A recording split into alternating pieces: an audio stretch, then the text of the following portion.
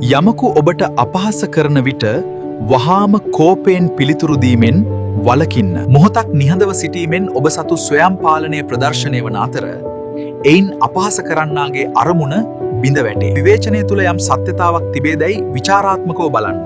ඒ නිවැරදි විවේචනයක් නම් එයින් ඉගෙනගෙන ඔබව දියුණු කරගන්න. ඒ හුදෙක් පදනම් විරහිත අපහාසයක් නම් ඒ කුණු කූඩයට දමන කඩදාසියක් මෙන් අමතක කර දමන්න. බුදුන් වහන්සේ දේශනා කළ පරිදි යමකු දෙන තෑග්ගක් අප බාර නොගන්නේ නම් නැවත අයිති වන්නේ දුන් තැනැත්තාටමය.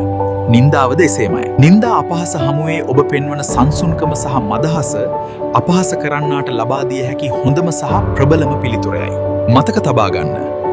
ඔබේ වටිනාකම තීරණය වන්නේ අනුන් කියන වචන මත නොව ඔබේ ක්‍රියාවන් සහ ඔබේ චරිතය මතයි. ඔබගේ අදහස් පහලින් කමෙන්ට් කරන්න.